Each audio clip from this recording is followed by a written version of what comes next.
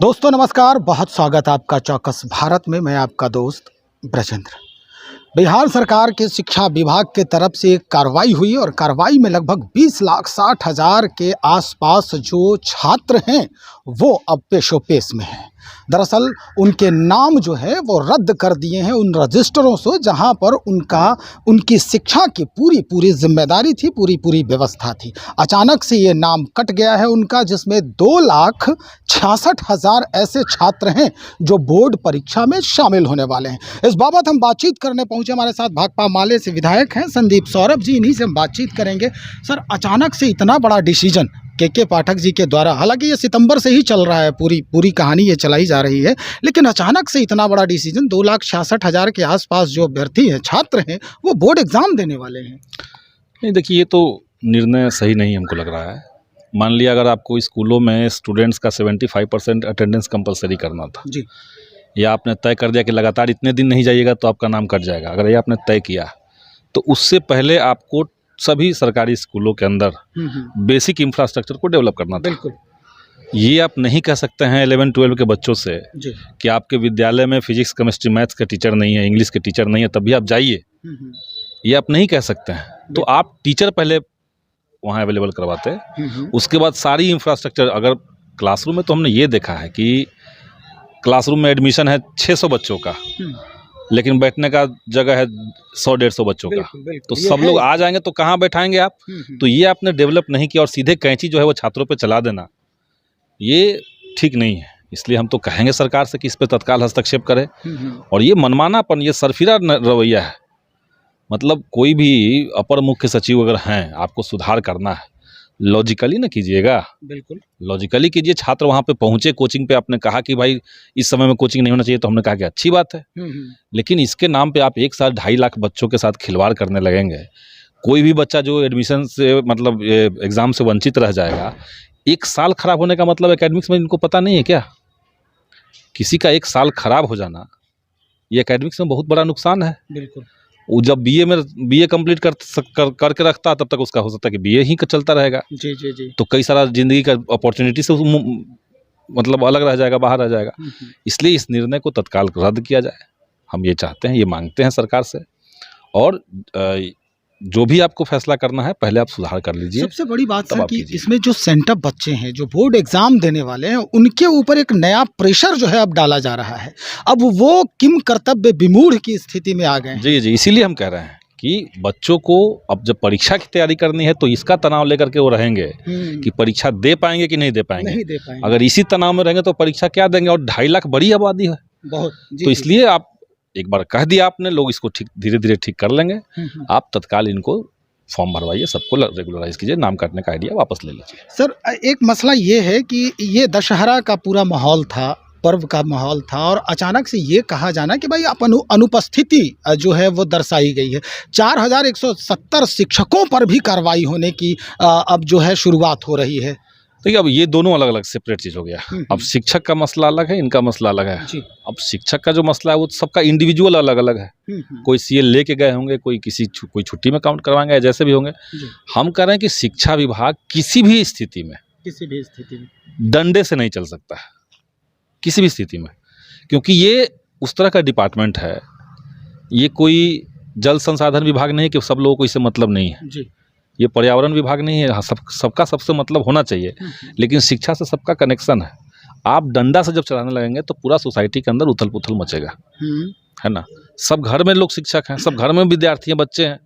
तो आप ऐसे मत कर दीजिए कि हम 2.5 लाख टीचर को हटा देंगे, 2.5 लाख बच्चों को हटा देंगे और 5,000 टीचर को हटा देंगे। ये इस रवैये के बजाय ढंग से लॉजिकली स्कूलों को, शिक्षा व्यवस्था को दुरुस्त किया जाए, यही होना चाहिए। सर, आप सरकार में हैं, आप सरकार में हैं, लगातार बच्चों की बात जो है, अभ्यर्थियों की बात उठाते रहते हैं, युवाओं की बात उठाते हैं। क्या अभी तक सरकार के जहन में आपके जो संदेश है वो नहीं पहुंच पाती? अभी आपको मैंने कहा, चूंकि ये नया परिघटना है ना, ये तो हमेशा से है नहीं।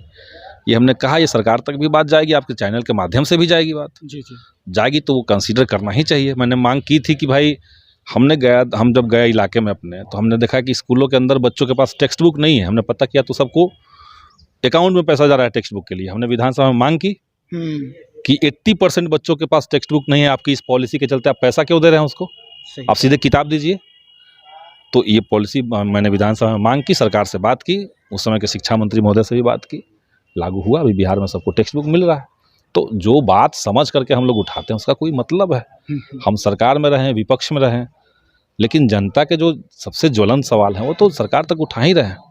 के पाठक को एक वेपन किस तरह जो है यूज किया जा रहा है, ये के पाठक को यूज कर रहे हैं या के पाठक अपने डिपार्टमेंट को वेपन की तरह यूज कर रहे हैं, अपने पावर को वेपन की तरह यूज कर रहे हैं, तो देखना पड़ेगा।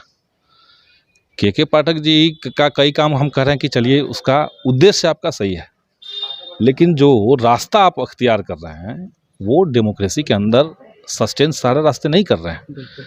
अभी आप देखिए कि विद्यालयों के अंदर इतने बड़े पैमाने पर आउटसोर्सिंग कंपनियों को लगा दिया गया है, और एकदम मैं एम्फसाइज करके ये बात कह रहा हूँ। जी।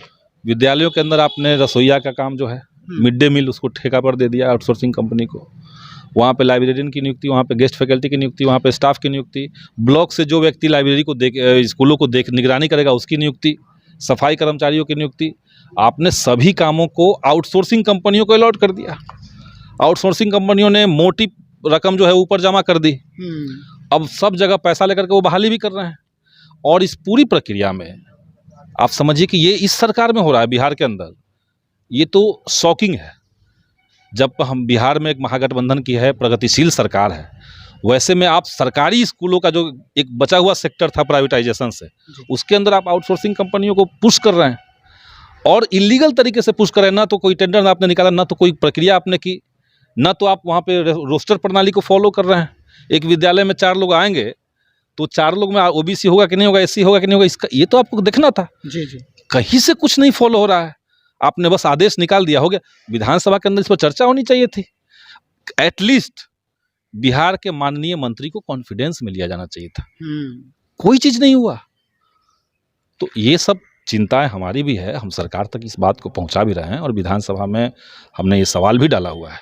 ओवरऑल एजुकेशन को लेकर के हमारे जो कंसर्न है वो हम डाले हैं। इस बार जो नवंबर में होने वाला है सत्र जो शुरू होगा उसमें आप उठाएंगे? जी, ये ऑलरेडी मेरा सवाल तारांकित सवाल के रूप में जा चुका है। तो ये निजीकरण का जो पूरा स्कूलों के अंदर प्लानिंग चल रही है। अब आप बताइए, हमको मिला बेतिया से खबर कि 5 किलोमीटर तक के स्कूलों को एक जगह पे किचन ला दिया है। बच्चों को आज खाना खाना है और कल रात में खाना बन के वहाँ तो तैयार है। अब वहाँ से बाल्टी से उठा करके आप दाल पहुँचा रहे हैं, उसमें कीड़े निकल जा रहे हैं। तो आप बच्चों को बीमार कर देंगे। इसका मतलब कि कोई स्कूल में जब खाना बनता है तो स्कूल में जो खाना बनाता है वो एक तो सबकी निगरानी में हो रहा है। वहाँ टीचर आके देख सकते हैं, बच्चे आके देख सकते हैं, कोई देख सकता है, गार्जियन आके देख सकते हैं। जी। जो बना रहा है उसको वो भी खाना भी है, रसोईया को खाना भी है, वो खाती भी हैं।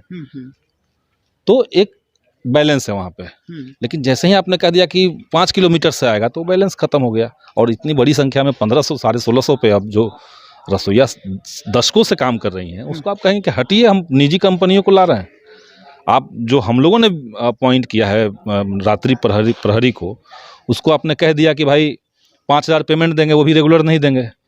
और आपने आउटसोर्सिंग कंपनियों के माध्यम से रात्रि प्रहरी वहाँ पे बहाल किया है, सबको 11,000 आप पेमेंट दे रहे हैं।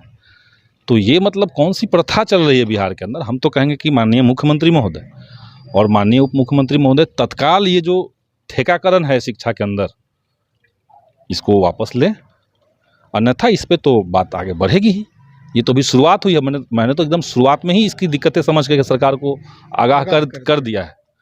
हम कल माननीय मंत्री महोदय से मिले हैं इस मामले पे। हमने कहा है कि ये ऐसा चल रहा है, बताइए इसमें आपका क्या है। उन्होंने कहा हमसे पूछा ही नहीं गया। अनभिज्ञ हैं वो। अनभिज्ञ है मतलब असहमत है। अनभिज्ञ क्या, असहमत है वो, तब भी ये चल रहा है। तो इस तरह का क्राइसिस को सरकार देखे, संज्ञान में ले। बहुत बहुत शुक्रिया आपका। हमारे साथ भाकपा माले से विधायक हैं संदीप सौरभ जी।